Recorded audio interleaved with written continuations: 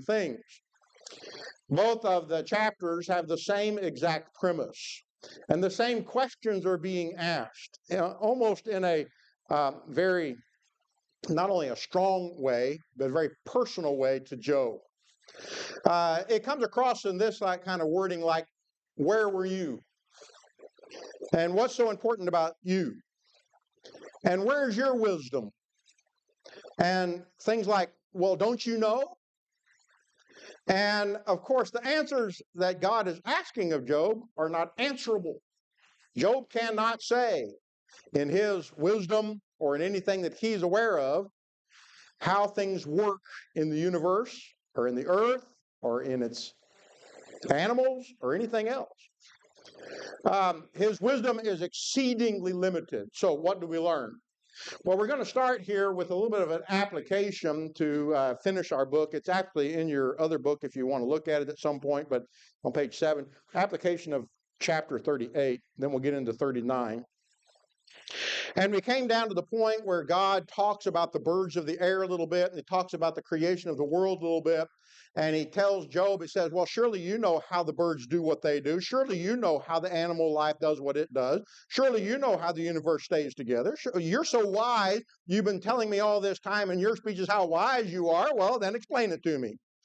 And if you've noticed, Job hadn't said anything yet. He's a little quiet. Now, what do we, when we apply it to ourselves, we really do think mankind, not just us individually, but mankind, we think that we're so smart, right? Look what we're able to do. And what we find out is it's minuscule in the face of God.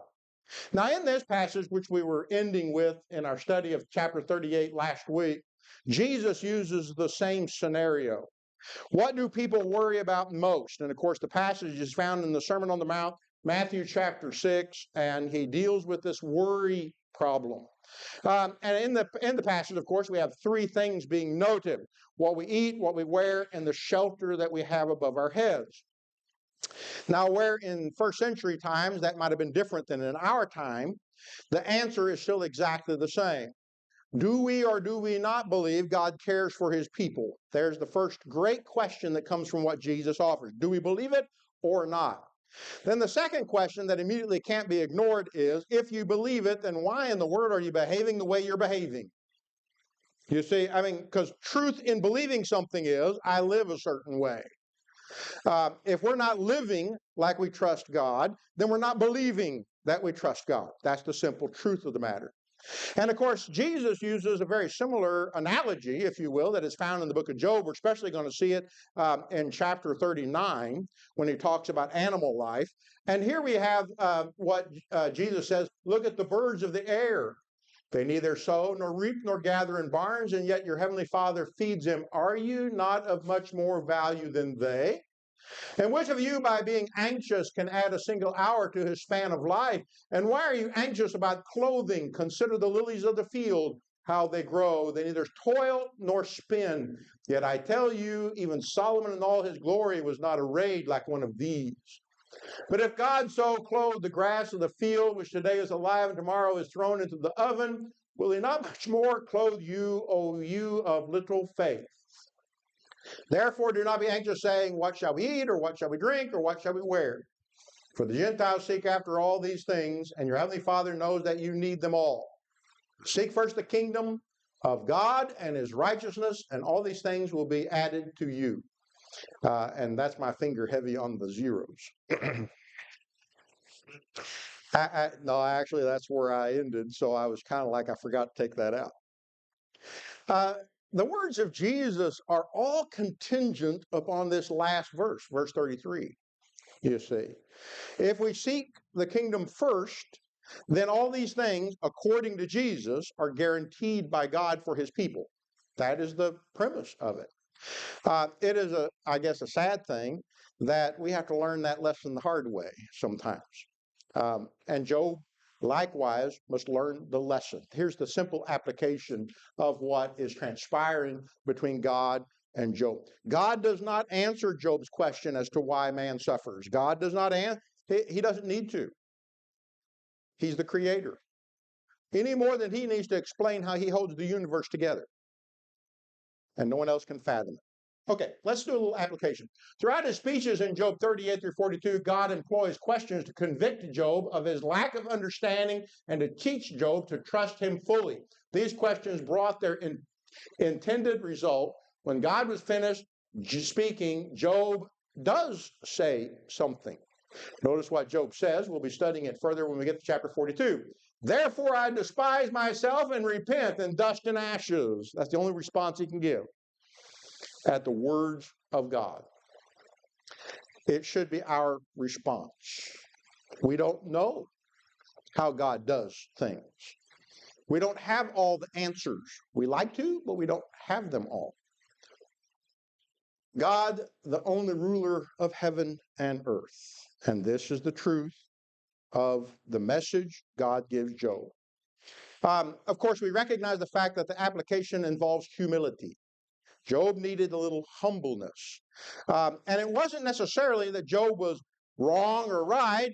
Job had been offering the idea of saying, I'd like to come before God, I'd like to make my case, I'll be vindicated if so, because I haven't done what they're claiming I've done, on and on and on. And such terminology is not necessarily improper, but he didn't see the whole picture, you see. He was worried about his own little world and not worried about the world in general in that sense. Okay. God's ironic question revolved around the creation of the earth and the natural order. These verses, which emphasize God's sovereign power, can be divided into 9 categories in our chapter as we look at it. Laying the foundations of the earth, enclosing the sea, bringing forth the dawn, entering the deep places, knowing the dwelling place of light and darkness, entering the storehouses of snow and hail, sending the rain, controlling the stars, and commanding the clouds. God does all these things. Man can't influence any of them. No matter how he tries, it doesn't ever work out very well. Then why would we believe we can affect global warming? It's just a curious question. To me, he's the one that clearly tells us he brought it into existence and he will bring it out of existence. He's the one that controls the weather. He's the one that set in motion the universe. I'm always fascinated. You don't have to do much research, but you do anything to our universe the way it's setting and it affects us greatly. How about moving the moon a little bit? Just out, just a little bit. Not much. Just move it. I think the degree that was offered one time was 0.000000000000001. And we can't live on this globe. Just move it a little. It doesn't take much. Cool the sun a little bit. Just a little bit. Now, it goes through cycles, okay? That's understandable. We understand that. But if it doesn't do what it does, is exactly the way it does it, we can't live here. How about water? He's talked about water. What happens, you see, if we don't have it? These things are clearly illustrated by creation, by the earth, by the universe, and God, of course, is in control of these things. Job was humbled by the question God asked him. He was not doubt reminded of his human limitations. Job had spoken hastily about things he did not understand. And none of us ever do that, right? Hastily talking about things we don't understand. The question that God asked Job should reemphasize to us just how great God really is, as well as how weak we are. The message for us is to entreat and trust ourselves to our loving and faithful Creator. The question to Job is, Job, do you really trust me? I know you're hurting. Do you trust me? I know you're in anguish. You're getting old. Do you trust me? Especially when you don't have the answers. Yeah, it's really hard to trust God when you have all the answers. Yeah, very much so. All right, that brings us to 39, which is where your booklet is at, and we will pick up with God's second little section according to the way the chapters are organized when it comes to creatures of the earth. And there's nothing more fascinating than watching creatures of the earth. Some of you have creatures of the earth that live with you in some way or another, and you can't help but notice they are unique, are they not? Do they always do what you expect? I mean, they don't.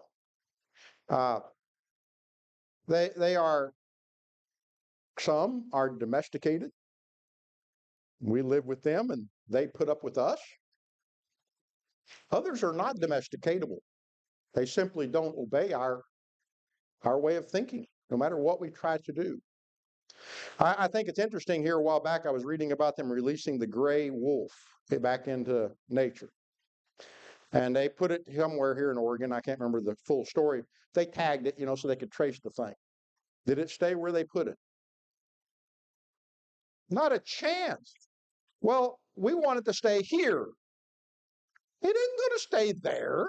It's going to go wherever it wants to go. You let it go, So the next thing you know, it's in Idaho or somewhere or another. They got to go pick it up and bring it back again because they want it to stay here. We're bringing it back into here, right? No, it doesn't work that way. Now, God presents for us, we're going to, of course, look at the passage, and we're only going to make a few observations because it's almost identical to the earth and the universe, chapter 38. The questions are exactly the same. He looks at Job and he says, okay, you tell me how this works. You tell me how the animal does this or does that. You tell me how to domesticate this animal or that animal or the eagle or something else. You tell me, you're so wise. You explain to me how it works. And of course, Job has nothing to say because he can't explain how it works. And man to this day cannot fully explain how it works. Do you know when the mountain goat give birth, do you observe the calving of the does? Can you number the months that they fulfill? And do you know the time when they give birth? When they crouch, bringing forth their offspring and are delivered of their young. Their young ones become strong. They grow up in the open. They go out and do not return to them. Garrett, do we have a baby yet? Well, what's wrong with that child? You had a date. I mean, didn't the doctor tell you that it was supposed to have been born already? Right? I mean, babies have personalities. Right? I mean, I tried it when Timothy was born. I tried to tell the doctor, I said, when this starts, it's going to happen now. Oh, we got plenty of time. I had to do it myself. Doctor came later on. She charged me the $6,000 anyway, and she wasn't even there. I mean, you can't even predict something like that. You know what they used to do? I don't know, maybe some of you are aware. You used to take a needle and put it on the lady's belly to see whether it's a male or a female or all this superstitional kind of stuff. And I would venture to say in some cases it's more accurate than our doctors because we still don't have a baby. I mean, we are not capable. And God says, I know it. You see, then why should we think we are so high and mighty? We can't change one hair on our head, whether it be black or white, unless you put some of that goo on it. Hey, I saw one for you, Garrett. I told my dad the same thing. They're doing hair tattoos now. They can cover your head with hair, with tattoos. I told Dad about that. He was a little bit reluctant, though. I don't know. It just doesn't seem to fit very well. We do all kinds of. We try to, but can we answer the question? The answer is no. There's no way to answer the question. All right. Let's see where we're at. His provision for nature and animals. The Lord questioned Job concerning nature and animals. These questions expose Job's ignorance while at the same time revealing God's omnipotence and omniscience. He knows every bird that falls. It falls on cue. It doesn't explain why. He doesn't tell us that, but he knows it. How many hairs are on your head? That's a New Testament thing. How many hairs do you have? Well, Dennis might be able to get closer to counting it than most. Yeah, but he knows every hair, whether it be black or white. Do we understand his ability to keep everything in balance, perfectly so? It's remarkable when you just sit and ponder it slightly. And in fact, we rely on it. How much do you rely on gravity? I mean, there's people out there who don't believe in gravity. I haven't seen them floating around anywhere yet, but that might happen someday. I don't know. You know, some of us are a little more aware of gravity than others. I know some of you have fallen lately. You're a little more aware of gravity than you would like to be aware of gravity. Uh, but it's a wondrous thing to realize that when I jump up and down, I'm going to come down. I don't have to have an explanation or anything, but when I jump up and down, I expect in my mind, because, well, what God does, that I hop up and down. Now, we can be very scientific. Well, it's the way the earth rotates, and it's the gravity that pulls it from the center, and blah, blah, blah, blah, blah. Go ahead, go down all the list and everything else. You're going to come to a point where you're going to have a question that you can't answer. Because don't you know, if our earth rotated just a little too fast, we'd fling off of this ball? Or if it went just a little bit slower, you wouldn't be able to pick up your feet at all. And we're saying we're so knowledgeable. The Lord's questioned Job about the birthing practices of mountain goats and the deer.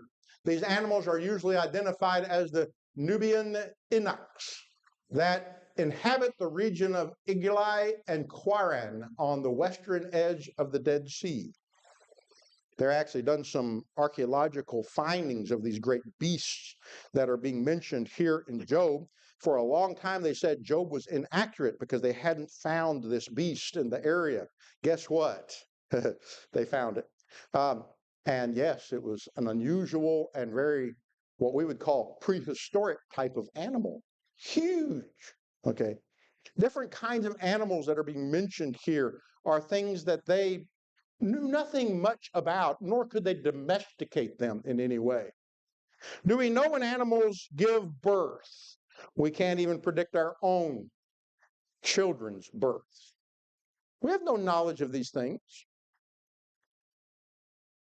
Job was unaware of the gestational period of these wild animals. After all, they give birth and raise their young without any help from man.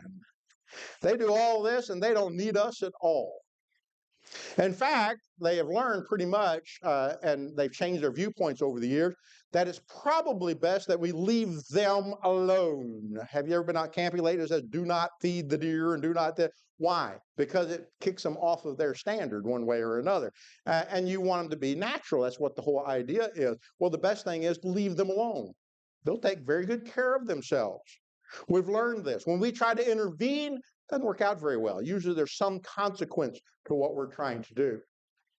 Who has let the wild donkey go free? Who has loosed the bonds of the swift donkey? To whom I have given the arid plain for his home and the salt land for his dwelling place. He scorns the tumult of the city. He hears not the shouts of the driver. He ranges the mountains as his pasture, and he searches after every green thing. The animals of the desert. Likely talking a little bit about that other side of the Dead Sea where the salt has gotten into the sand and things don't grow. But there's animals that live there and they prosper there. They find the food that they can eat there. And they do this by instinct. They live in this place. It's their home. The wild donkey, the main emphasis of the poet is laid out on the most characteristic features of this beautiful creature. It, excuse me. Intraceable temper, its disdain for man, its wild and innocent quest for food it loves. And there were wild donkeys all over the place. There still are in some of those places. Is the wild ox willing to serve you? Will he spend the night at your manger? Can you bind him in the furrow with ropes? Or will he harrow the villages after you? Will you depend on him because his strength is great? And will you leave to him your labor? Do you have faith in him that he will return your grain and gather it to your threshing floor? Most of you know I'm not fond of dogs. That's just me. I'm not saying you shouldn't be. I said just me. Um, and that's because of various reasons. That's which is fine. I understand that. The one that gets me is when I hear someone say, "Well, my little dog never would do that," while it's biting my leg. And uh, me and Ethan were walking down to the canyon, and the lady had her little dog. It wasn't very big. It was free, and that's okay. I didn't care.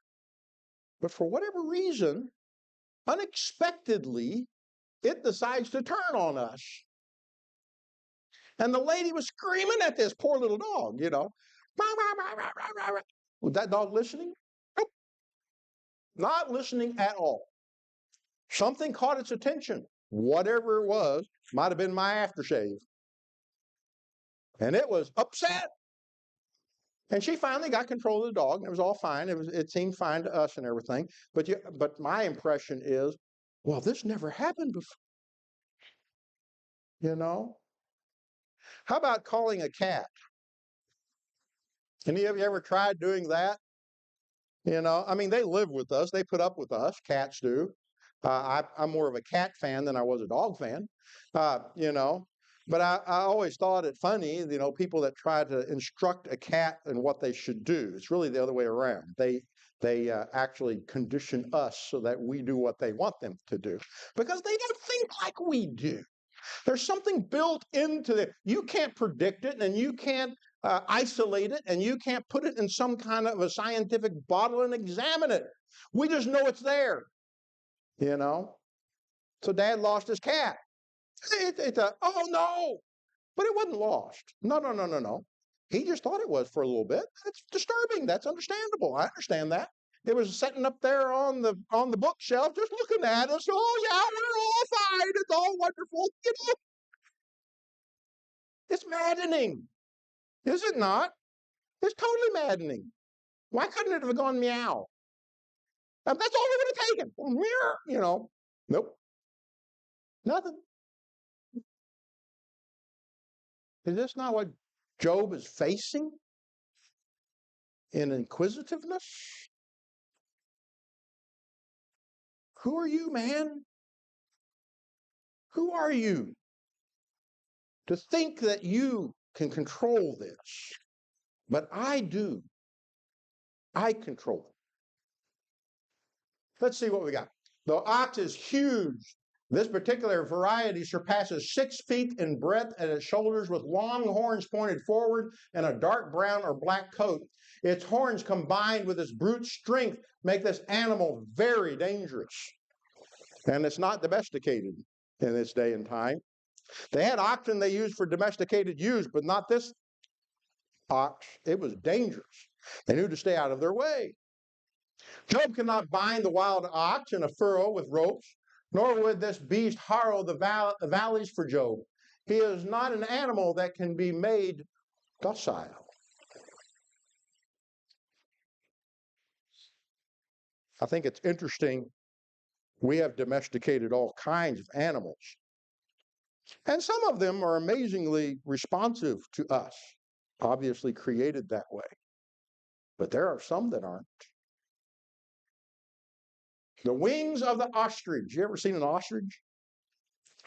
They're one of the most interesting animals that I've ever just looked at. I mean, they're fascinating to me to watch an ostrich. Is just a striking, strange beast, in every way. But are they the pinions and plumes of love? For she leaves her eggs to the earth and lets them be warmed on the ground, forgetting that a foot may crush them and that the wild beast may trample them. She deals cruelly with her young as if they were not hers, though her labor be in vain, yet she has no fear. If you observe, I guess, I've only studied it, but if you observe what an ostrich and how an ostrich has its young and everything, this is exactly how it does it. This is exactly how it performs. Because God has made her forget wisdom and given her no share in understanding. When she rouses herself to flee, she laughs at the horse and his rider. This is an interesting little reference that was observed in this part of the world. And when we unfold it just a little bit, we start realizing this is a strange animal. You know, it really doesn't fly. They're not able to really fly. They don't fly. They've got wings, but they don't fly. I mean, why would you create a bird that can't fly but give it wings? I mean, that's an interesting question, you know. Penguins don't fly much either. They slide well, but they don't fly much. But they got wings too, you know. Other birds, they have wings and they fly. Why not this bird? Do you think it cannot fly? Well, it doesn't appear to be, but it uses those wings. It draws its mate by the usage of those wings.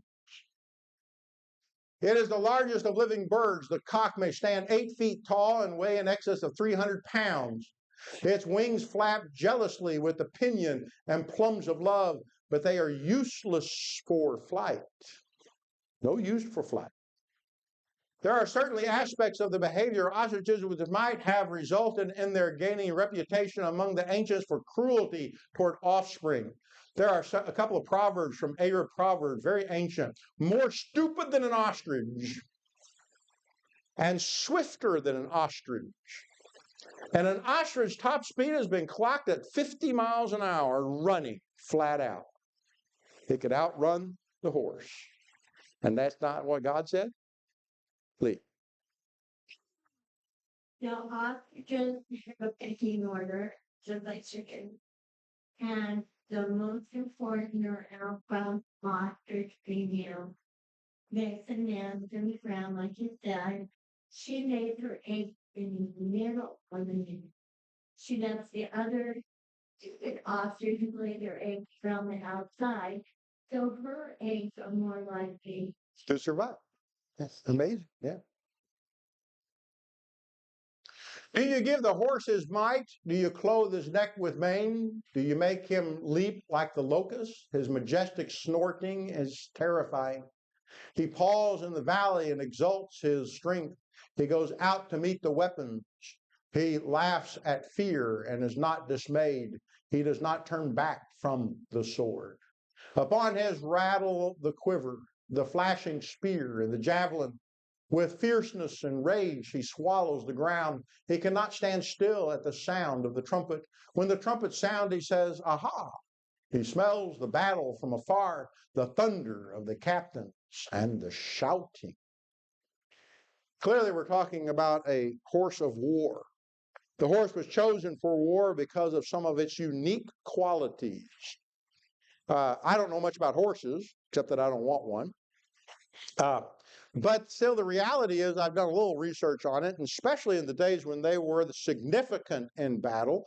Yes, they were trained by their trainers, but they were trainable, is what is so interesting.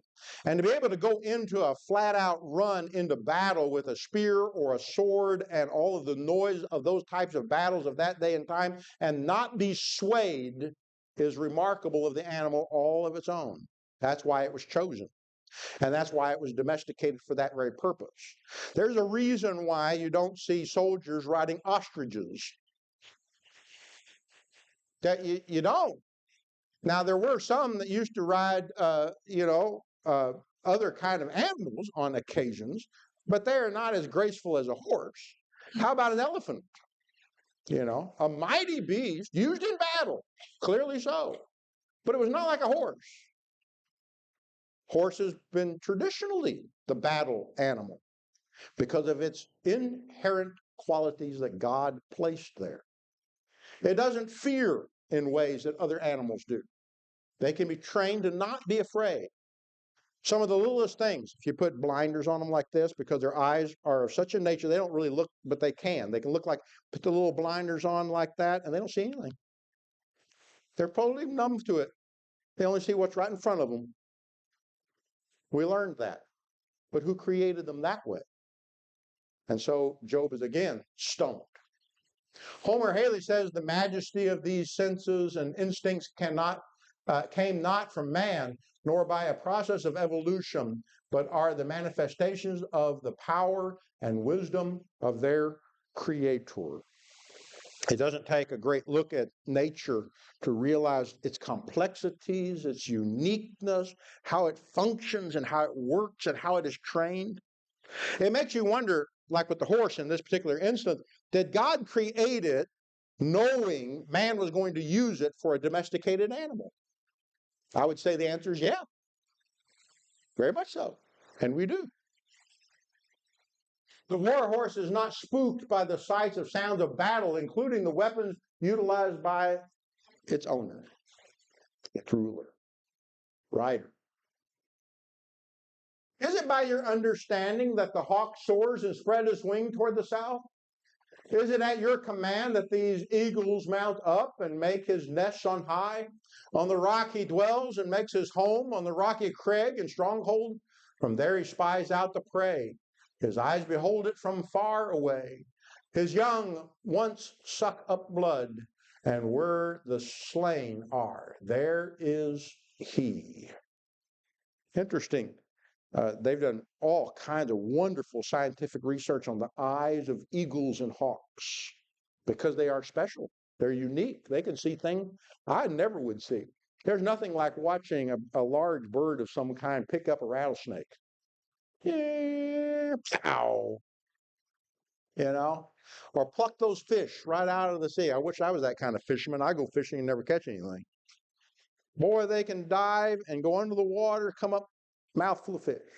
How do they do this? One of the experts in our world that created sonar for our military was an observer of the birds and the sea creatures who don't bump into things. And his research was, how do they do this? Well, a lot of the animals put out a little noise, keeps them from bumping into things. Guess what sonar is? You send out a pulse, and it comes back. So instead of us teaching them how to do it, they taught us how to do it. Interesting. The hawk and the eagle. Is it by your understanding? Notice how God approaches Job. You understand, right? You grasp all this, don't you? Right? And Job is continuing to be very silent. Job clearly is unable to answer for all the wisdom of man, all the abilities he thinks he has. He is still unable to command nature, and so we can't either. I know I've used this reference probably way too many times, but back home, you've got two different prayers, one for the start of the service, one for the evening. When you start the service, the farmer prays for rain, and in the evening, you have the fellow praying that it doesn't rain because he's trying to get his crop in. Now, which prayer is the Lord going to answer? Both good people. We don't control these things. Just as with his questions about the heavens and earth, God humbled Job through his questioning about the animal kingdom. Job was unable to respond, and we are yet unable to respond. And that's chapter 39. Now we have one more we actually have 3 chapters, but we have one more that still continues the same thread of thought dealing with what Job is totally incapable of doing. I would suppose it took 3 chapters to finally get Job to understand fully how ignorant a man he really was. And then you want to ask the question, well, why do I suffer? After all of this, there's no question to be asked anymore, because that was the wrong question to ask. And we'll pick up there, chapter 40, next week.